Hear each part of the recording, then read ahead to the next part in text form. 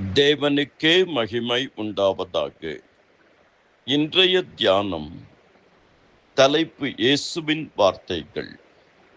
வேத பாடம் மத்தேயு 11:28 முதல் 30 வரை.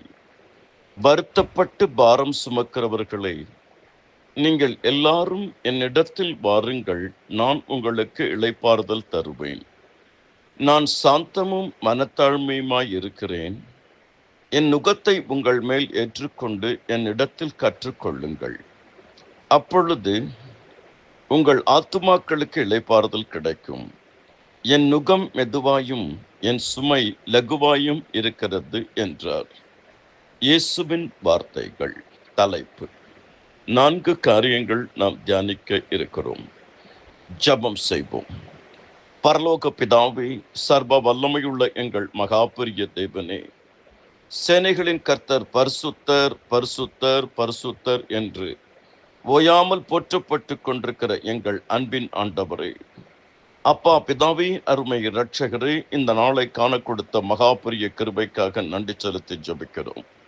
ஒவ்வொரு நாள் காலை வேளையிலும் உம்முடைய கிருபைகளும் இரக்கங்களும் மகா பெரியது, புதியதப்பா.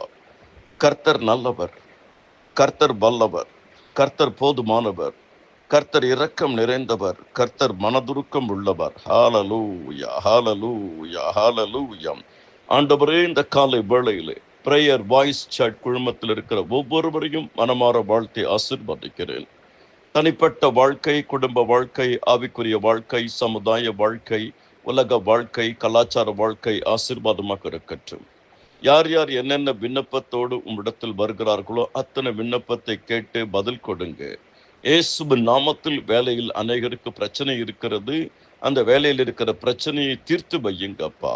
பல வருடம் திருமணமாகி குழந்தை பாக்கியம் இல்லாதவர்களுக்கு கற்பத்தை தொட்டு கனியை கொடுங்க. இயேசுவின் நாமத்தில் கர்த்தாவே, கடன் பிரச்சனைகளை தீர்த்து வைத்து கடன் எல்லாம் அடைத்து கொடுங்கப்பா. 10th ஸ்டாண்டர்ட் +1 +2 படிக்கிற பிள்ளைகள் நல்ல பரீட்சை எழுதி நல்ல படித்து நல்ல மதிப்பெண்களை பெற்று மேல் வகுப்புக்கு செல்ல, காலேஜுக்கு செல்ல கிருபை செய்யுங்க. இயேசுவின் நாமத்தில் ஊழியக்காரர்கள் ஒவ்வொருவரையும் ஆசீர்வதிங்கப்பா. உம்முடைய ஊழியத்தை சேர்வுகளை ஆசீர்வதிங்க. இயேசுவின் நாமத்தில் ஊழியக்காரர்களுக்கு சொந்த இடம் இல்லாதவர்களுக்கு சொந்த இடத்தை ஆண்டவரே நீர் தாமே வாங்கி கொடுங்க, கட்டி கொடுங்க. அவர்களுக்கு வாடகை கொடுப்பதற்கு ஒத்தாசை செய்யுங்க. அவர்கள் சபைகளில் நடக்கக்கூடிய எல்லா விசேஷித்த ஆவிக்குரிய நிகழ்வுகளில் உம்முடைய கரம் கூட இருக்கட்டும். என் சமூகம் உனக்கு முன்பாக செல்லும், நான் உனக்கு இளைப்பாறுதல் தருவேன். சபையின் வாலிப பிள்ளைகளை ஆசீர்வதிங்க. இந்த குழுமத்தில் இருக்கிற அத்தனை டீச்சர்ஸ்மாரை ஆசீர்வதிங்க. ஒரு நம்பிக்கையோடு ஆடியோ மெசேஜை கேட்கிற ஒவ்வொரு வாழ்க்கையிலும் நல்லதே நடக்கட்டும். இந்த ஜெபத்தை கேளுங்கப்பா, ஆசீர்வதிங்க. அதிசயங்களும் அற்புதங்களும் நடக்கட்டும். ஆமேன், ஆமேன். கர்த்தருக்குள் அருமையானவர்களே, 4 காரியங்கள் நாம் தியானிக்க இருக்கிறோம். முதலாவதாக, என் இடத்தில் வாருங்கள். வருத்தப்பட்டு பாரம் சுமக்கிறவர்களே, நீங்கள் எல்லோரும் என்னிடத்தில் வாருங்கள். அதாவது, கர்த்தர் மேல் உன் பாரத்தை வைத்துவிடு, அவர் உன்னை ஆதரிப்பார். கர்த்தர் மேல் உன் பாரத்தை வைத்துவிடு என்றால் அவர் மேல எல்லா வருத்தத்தையும் போட்டுவிடு, எல்லாவற்றையும் அவர் பாதத்திலே எரிந்து விடு. ஏற்ற காலத்தில் தேவன் உங்களை உயர்த்தும்படி அவருடைய பலத்தை கைக்குள் அடங்கியிருங்கள். அவர் உங்களை விசாரிக்கிறவர் ஆனபடியால் உங்கள் கவலைகளை அவர் மேல் வைத்து விடுங்கள். உங்களுடைய சொந்த கிரியைகள், சொந்த முயற்சிகள், உங்களுடைய சொந்த நம்பிக்கை எல்லாவற்றையும் விட்டுவிட்டு ஆண்டவர் பாதத்தில் வாருங்கள். கர்த்தர் கிரியை செய்வார். ஆண்டவர் பாதத்தில் நீ வரும்போது அவரிடத்தில் வாருங்கள். எல்லாருக்கும் ஒரே விதமான வருத்தம் இருக்காது, பாரம் இருக்காது, தேவைகள் இருக்காது. ஒவ்வொருத்தருக்கும் ஒரு விதமான வருத்தம் இருக்கும், பாரம் இருக்கும். அவரிடத்தில் வாருங்கள், என்னிடத்தில் வாருங்கள் என்று சொல்லுகிறார். நாம் அவரிடத்தில் வரும் பொழுது நீங்கள் ஒன்றுக்கும் கவலைப்படாமல் எல்லாவற்றையும் குறித்து சுஸ்திரத்தோடு கூடிய ஜபத்தினாலும் வேடினாலும் தேவனுக்கு தெரியப்படுத்துங்கள். இரண்டாவது, ஏற்றுக்கொள்ளுங்கள் என்று அழகாக சொல்லுகிறார். என் நுகத்தை உங்கள் மேல் ஏற்றுக்கொள்ளுங்கள். முதலாவது வாருங்கள், இரண்டாவது ஏற்றுக்கொள்ளுங்கள். ஆண்டவருடைய நுகம் மட்டும்தான் எந்த பாரம் இல்லாதது. ஆண்டவருடைய நுகம் மட்டும்தான் லேசானது.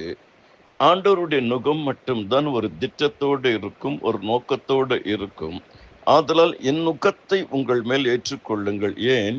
என் நுகம் மெதுவா இருக்கும், லகுவா இருக்கும், காரியங்களை வாய்க்க பண்ணும். நான் உங்களுக்காக திட்டம் வைத்திருக்கிறேன் என்று சொல்லுகிறார். மூன்றாவது, என்னிடத்தில் கற்றுக்கொள்ளுங்கள், வாருங்கள், ஏற்றுக்கொள்ளுங்கள், கற்றுக்கொள்ளுங்கள். நாம் கற்றுக்கொள்ள வேண்டும் என்று கர்த்தர் விரும்புகிறார். கிறிஸ்துவ வாழ்க்கை என்பது கற்றுக்கொள்ளக்கூடிய ஒரு வாழ்க்கை. ஆதலால் கர்த்தர் சொல்லுகிறார், நீங்கள் கற்றுக்கொள்ளுங்கள் என்று சொல்லுகிறார். நாம் கற்றுக்கொள்ளும் பொழுது கர்த்தர் நம்மை அபரிமிதமாக ஆசீர்வதிக்க வல்லவராக இருக்கிறார். ஆதலால் நாம் கற்றுக்கொள்ளுவோம். கர்த்தரிடத்தில் எதையெல்லாம் கற்றுக்கொள்ள வேண்டும்? நீ அவரிடத்தில் வரும் பொழுது அவர் நுகத்தை ஏற்றுக்கொள்ளும் போது சாந்தமும் மனத்தாழ்மையும் உள்ளவராக இருக்கிறேன் என்றார். மனுஷனே அவர் உனக்கு நன்மை இன்னதென்று அறிவித்திருக்கிறார். நியாயம் செய்து இரக்கத்தை சிநேகித்து அவருக்கு முன்பாக மனத்தாழ்மையை நடப்பது இல்லாமல் வேற என்னத்தை கர்த்தரிடத்தில் எதிர்பார்க்கிறார்? சாந்த குணமுள்ளவர்கள் பாக்கியவான்கள் பூமியை சுதந்திரித்துக் கொள்வார்கள். சாந்த குணமும் மனத்தாழ்மையும் நமக்குள் வந்தாலே கிறிஸ்துவின் சிந்தை வந்துவிடும், எழுப்புதல் தானாக நடக்கும். அதனால்தான் சாந்த குணம் நமக்கு மிகவும் மிக முக்கியம். ஆவியின் கனிகளில் ஒரு கனி சாந்த குணம், மனத்தாழ்மை. மனத்தாழ்மை மிகவும் மிகவும் முக்கியம். இயேசு கிறிஸ்து சிலுவையின் மரண பரியந்து தன்னைத்தான் தாழ்த்தினார். நான்காவது, பெற்றுக்கொள்ளுங்கள். எதை பெற்றுக்கொள்ள வேண்டும்? அவர் சொல்லுகிறார் அழகாக, இளைப்பாறுதலை பெற்றுக்கொள்ளுங்கள். 2 விதமான இளைப்பாறுதல். ஒன்று, உன்னுடைய எல்லா வருத்தத்துக்கும் உலக பிரகாரமான ஒரு இளைப்பாறுதல். 2வது, ஆத்தும இளைப்பாறுதல். தேவன் அதை கொடுக்க வல்லவராக இருக்கிறார். லேசான அவர் கொடுக்கும்போது இளைப்பாறுதல் ரொம்ப, அவருடைய நுகம் லேசா இருக்கிறதுனால உன்னுடைய வருத்தத்தை எல்லாம் அப்படி லேசா மாற்றி இளைப்பாறுதலை கொடுப்பார். அவருடைய நுகம் மெதுவா இருக்கிறதுனால, அதனால உன்னுடைய பேர்டன் எல்லாம் அவர் என்ன பண்ணுவார்? எல்லாத்தையும் எடுத்துக்குவார். உனக்கு இளைப்பாறுதலை அவர் கொடுப்பார். காரணம், நீ அவருடைய பிரசன்ஸ்ல வந்திருக்கிற, அவருடைய சமூகத்துல வந்திருக்கிற. கர்த்தருக்குள் அருமையானவர்களே, என்னிடத்தில் வாருங்கள், ஏற்றுக்கொள்ளுங்கள், கற்றுக்கொள்ளுங்கள், பெற்றுக்கொள்ளுங்கள். உங்கள் அனைவருக்காகவும் ஜெபித்திருக்கிறேன், தொடர்ந்து ஜெபிப்பேன். கர்த்தர் தாமே உங்கள் ஒவ்வொருவரையும் அபரிமிதமாக ஆசீர்வதிப்பாராக. கர்த்தருடைய கிருபை உங்களை வழிநடத்துவதாக. உங்கள் துக்கம் சந்தோஷமாய் மாறும். உன் கண்ணீரை கண்டேன், உன் துக்க நாட்கள் முடிந்தது. இன்று காண்கிற எகிப்தினை என்றைக்கும் நீ காண மாட்டாய். கர்த்தர் எனக்காக யாவையும் செய்து முடிப்பார். அவருடைய கிருபை என்றும் உள்ளது. ஆமேன்.